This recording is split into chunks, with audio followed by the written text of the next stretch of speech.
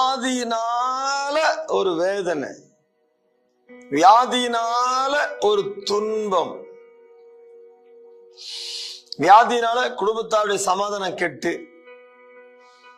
வியாதியினால வீண் விரயங்கள், செலவினங்கள், வியாதியினால பல்வேறுபட்ட பாரங்கள், பல்வேறுபட்ட அலைச்சல்கள்,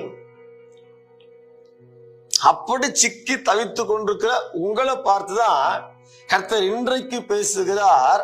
அந்த வேதனைக்கு கர்த்தர் உங்களை நீங்களாக்குகிறார், அந்த துன்பத்திற்கு கர்த்தர் உங்களை நீங்களாக்குகிறார், அந்த வியாதி கர்த்தர் என்று உங்களுக்கு சுகமாக்க போகிறார். ஆண்டவர்கள் பலத்தை விடுது தராரு. இது குறிப்பிட்ட காரியம் பல வருஷம் உங்களை நிக்கோடம் ஆகிட்டு இருக்குது, நீங்க நிக்கோடம் ஆகிட்டு இருக்குது பல வருஷமா. உங்க நற்பெயருக்கு கலகம் உண்டாக்குகிற ஒரு குறிப்பிட்ட காரியம் உங்களோட போராடி கொண்டிருக்கிற, உங்க மாம்சத்தோடு போராடி கொண்டு தீர்க்கதரிசன பேசிட்டு இருக்கிறேன், ரெவலேஷன் பேசிட்டு இருக்கிறேன்.